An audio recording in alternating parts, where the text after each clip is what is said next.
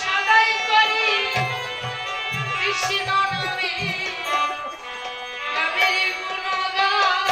আমি জানি মনিয়া যেন সদাই করি কৃষ্ণ নামে নামের গুণগান। আমি জানো মনিয়া যেন সদাই করি কৃষ্ণ নামে নামের গুণগান। আমি জানি যেন সদাই করি কৃষ্ণ নামে নামের গুণগান।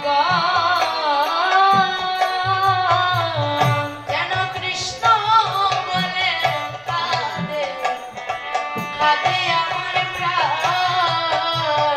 যেন কৃষ্ণ বলে কাঁধে কাঁধে আমার প্রাণ। গুরু গয়া মন্দির আমার আমারে কবে হবে? গুরু গয়া মন্দির আমার কবে হবে? ওই নাম নিতে নিতে আমার প্রাণ যাবে, এমন দিন আমার কবে হবে?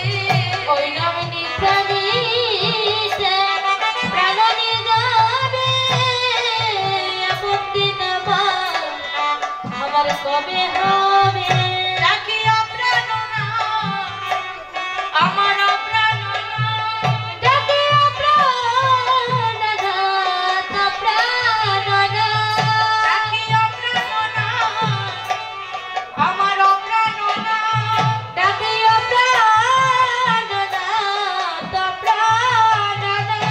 আমার কাঙ্গালের প্রতি পারশব দৃষ্টিপাত। ডাকি অপ্রাণ না, আমার অপ্রাণ না। আমি কঙ্কালের প্রতি বড় শুভ দৃষ্টিপাত। ডাকি প্রাণনাথ প্রাণনাথ। গুরু গোস্বামী যেন নয়নে দেখি, গুরু গোসাদীন যেন নয়নে থাকি। যেদিন উড়ে যাবে আমার প্রাণ পাখি, সেদিন যেন নয়নে দেখি। যেদিন উড়ে যাবে প্রাণ পাখি, সেদিন যেন নয়নে থাকি। আমায় দেখা দিও ওহে প্রাণ গোবিন্দ। আমার দেখা দিও প্রাণ গোবিন্দ। আরে ভাই বলয়ার বন্ধু বল রে, ভবনে রে হবে কেউ তোমারও কারণ। ওরে ভাই বলয়া ভক্ত বল রে,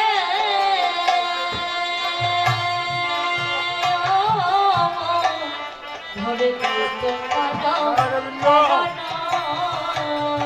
আরে ভাই বলয়ার আরে বন্ধু বল রে,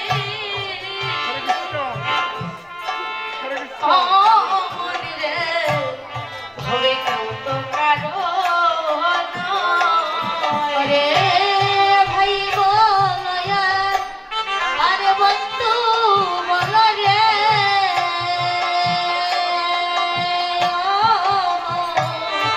ধরে তোমার চরণ।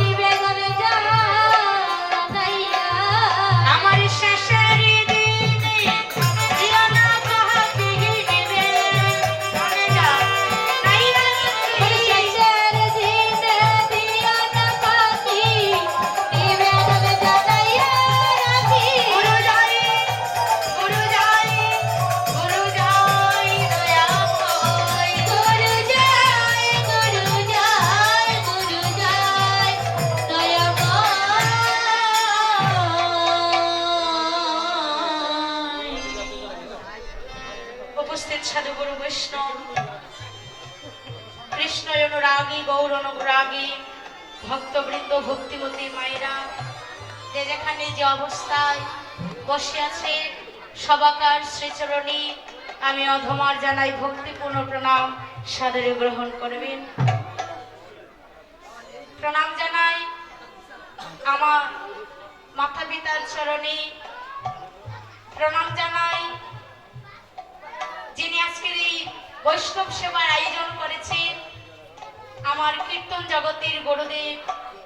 আপনাদের এই দিরাই সনামধন্য কীর্তনিয়া আপনাদের গর্ব আমার গুরুদেব শ্রীযুক্ত মিন্টু সরকারের চরণে আমি প্রণাম জানাই আমার দীক্ষা গুরু শ্রী হিমাদ্রি গোস্বামীর শ্রীপাদে পদ্মে, এবং প্রণাম জানাই যে ভক্তবৃন্দ দূর দূরান্ত থেকে এই সেবার সঙ্গনে এসেছে সকল ভক্তগণের চরণে আবারও জানাই আমার প্রণাম। হরি হরি। শাস্ত্রে বলছেন সকল সেবার মধ্যে উত্তম সেবা হচ্ছে ভক্ত সেবা, বৈষ্ণব সেবা।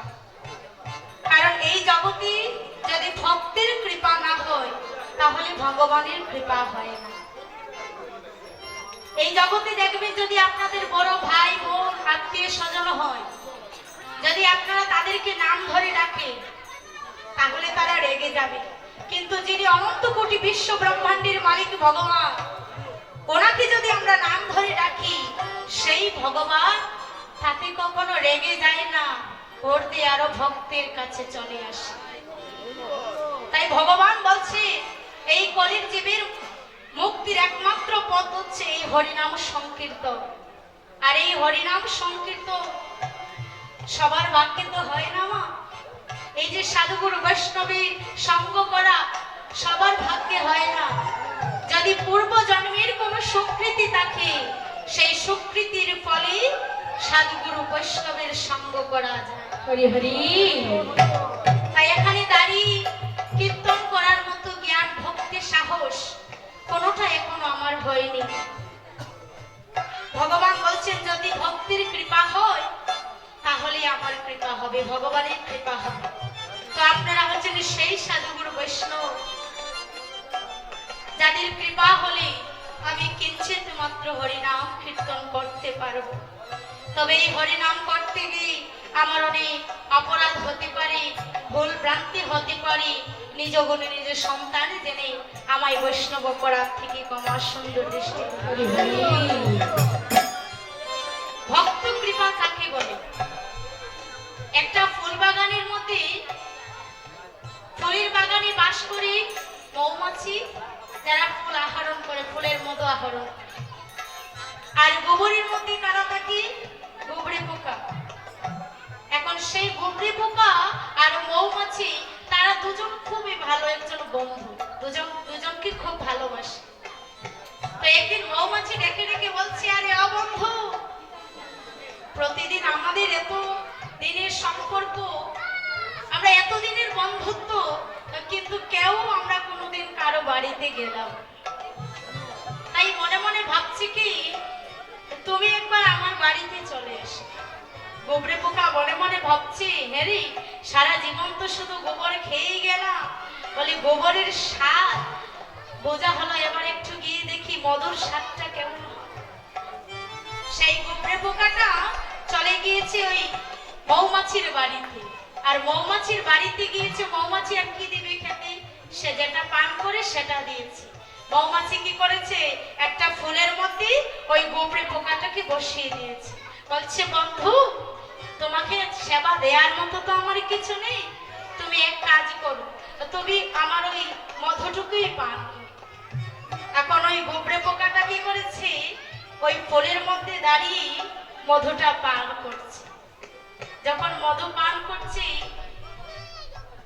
কয়েক ঘন্টা চলে যাবার পরে মৌমাছিটা ডেকে ডেকে বলছে, আরে ও বন্ধু, কেমন লাগছে তুমি যে পান করছো? গোবরে পোকাটা বলছে, বন্ধু তেমন ভালো লাগছে। কেন? বলি ওই মধুটা পান করছি আর গোবর যেমন খেতে আমার ভালো লাগে, ওই গোবর ওই মধুর মধ্যেও গোবরের গন্ধটা আসছে। গোবরের গন্ধটা আসছে, তাই আমি কোনো স্বাদ খুঁজে পাচ্ছি না। এবার ওই মৌমাছিটা বলছি, আরে অবন্ধু, তুমি কি জানো না যদি মধু পান করতে হয় তাহলে পরিষ্কার করে আসতে হয়। তুমি যে গোবর সেবা করতে, ওই গোবরের সেবা করে তোমার দেহটা মলিন হয়ে গেছে না, তুমি এবার স্নান করে এসে মধু পান করো। তেমনি বাবা, এই হরিনাম সংকীর্তনে যদি বসতে হয় মনটাকে নির্মল করে বসতে হবে। যদি মনের মধ্যে কোনো সংকুচতা থাকে, তোমার বাড়ির কথা মনে পড়ে, মায়ের সংসারের কথা মনে পড়ে, এই হরিনামের মধু পান করা হবে। তেমনি ওই গোবরে পোকাটা কি করেছে, পরের দিন আবার স্নান টান করে আবার এসেছে ওই ফুল বাগানে। ফুল বাগানে এসে আবার ওই মধু পান করছে। যখন শুদ্ধ মন নিয়ে, শুদ্ধ দেহ নিয়ে মধু পান করছে, ওই গোবরে পোকাটা আজকে কয়েক ঘন্টা কেটে গিয়েছে, তার অন্য কোনো কিছুর কথা বলে। তেমনি দেখবে যারা সাধুগুরু বৈষ্ণব, যারা ওই একবারে কৃষ্ণ নামে নেমে পড়েছে, যারা একটিবার ভগবানকে ভালোবাসতে পেরেছে, ওই মধু একবার যে পান করেছে, হরি নামের মধু পান করলে সারা জন্মেই নেশা কাটে। আবার সেই আবার গোবরে পোকাটা যখন মধু পান করছে, কয়েক ঘন্টা কেটে গিয়েছে, আবার ওই মৌমাছিটাকে দেখে দেখে বলছি, আরে ও বন্ধু, তুমি যে মধু পান করছো এবার তোমার কেমন লাগছে? আবার ওই গোবরে পোকাটা বলছি, বলো না বন্ধু, বলো না, এমন মধু আমি জীবনে সেবা করিনি। এই মধু পান করি আমার যেন সারাটা জন্ম কেটে যায়। আমি যেন এই মধু পান করি, আমি যেন অমৃত পান করছি। যারা কৃষ্ণ নামের মধু পান করতে পেরেছে সারা জন্ম নেশা কেটে যায়। যারা কৃষ্ণ নামকে ভালোবাসে তাদের জীবনে কখনো মান কুলমানের ভয় থাকে না।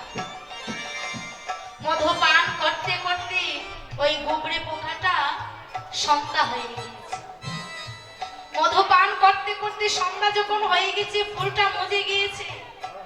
পরের দিন সকালবেলা একজন বৈষ্ণব এসেছে, আর বৈষ্ণব এসে ওই ফুলটাকে তুলেছে, আর ওই ফুলটা আহরণ করে সে চলে গিয়েছে ঠাকুর সেবা দিতে। আর ওইদিকে মৌমাছিটা ডালে বসে কেঁদে কেঁদে বলছে, বন্ধু রে বন্ধু, আমি তো সারাটা জনম মধু পান করলাম, কিন্তু আমি তো কোনোদিন গোবিন্দ সেবা রাখতে পারলাম না। কিন্তু বন্ধু রে, তোর এমন ভাগ্য যে তুই মধু পান করতে করতে আজকে তুই গোবিন্দ সেবায় লেগে যাবে। তেমনি বাবা, গোবিন্দ চরম সেবা সবার ভাগ্যে হয় না। বলে যদি কোটি জন্ম ভগবানকে ভালোবাসতে বাসতে একই জন্মে নিশ্চয়ই ভগবান তোমায় দর্শন। আজকে সেই পুষ্পটা ভগবানের সেবায় লেগে গেল, আর সেই ভগবানের সেবায় লাগার পরই ওই ঠাকুর মশাই বৈষ্ণব আবার ওই ফুলটা পরের দিনে সকাল বেলায় তিনি আবার গঙ্গার জলে বিসর্জন করেন। এবার ওই মৌমাছিটা খেদে খেদে বলছে, বন্ধুরে, তুমি তো মধু পান করতে করতে তোমার এই দেহটা তো গোবিন্দ সেবায় লাগলো, আমি যে সারাটা জন্ম মৌমাছি হয়ে আমি মধু পান করলাম, আমার তো কোনোদিন গোবিন্দ চরণ সেবা করা হলো না, আমি তো কখনো গোবিন্দ চরণ সেবা করতে পারলাম না। ধন্য বন্ধু, তুমি ধন্য। তেমনি বাবা, এই যে অনেকে সাধুগুরু বৈষ্ণব এখানে বসে আছে, কেউ দেখবেন কৃষ্ণ বললেই কাঁদে, আবার অনেকে নিন্দা করে, কি করে সব কীর্তনে গিয়ে একজন আরেকজনের গলায় জড়িয়ে কাঁদে। বলে সাধু সঙ্গ করলে যে কি হয়, যারা করেছে তারা বুঝে। যেমন এই যে দূর দূরান্ত থেকে আজকের এই দিনে সাধুগুরু বৈষ্ণব এসেছে, কেন এসেছে তারা জানি ওই কৃষ্ণ নামে মিলে কি হয়। সংসারে যত জ্বালা যন্ত্রণা থাকুক না কেন, যত জ্বালা যন্ত্রণা থাকুক না কেন, যদি এই জ্বালা যন্ত্রণা ভুলতে হয় একমাত্র এই সাধু সঙ্গে আসতে হবে, কারণ সাধু সঙ্গ ছাড়া কখনো কোথাও কোনো শান্তি পাওয়া যায় না। হরি হরি বল। তাই সাধু সঙ্গ সর্বশাস্ত্রে কয়, লবমাত্র সাধু সঙ্গ সর্ব পাপ কয়। তাহলে এই সাধু সঙ্গের কত প্রভাব, সেই জন্য বলছি হে ভক্তগণ, এই হরিনাম করলে যেমন মানসিক শান্তি হবে তেমনি আধ্যাত্মিক শান্তি হবে, কারণ এই জগতে তো কেউ কারো আপন নয় ভাবা। মহাজন বলছি মানুষের জীবনে 3টি বিবাহ হয়। প্রথম বিয়ে হয় যখন তার জন্ম হয়, দ্বিতীয় বিয়ে হয় যখন সে যুবকী যুবতী রূপে পরিণত হয়, আর তৃতীয় বিয়ে হয় যখন তার এই দেহ থেকে প্রাণ পাখি চলে যায়। সেদিন আপন বলতে কেউ থাকে না।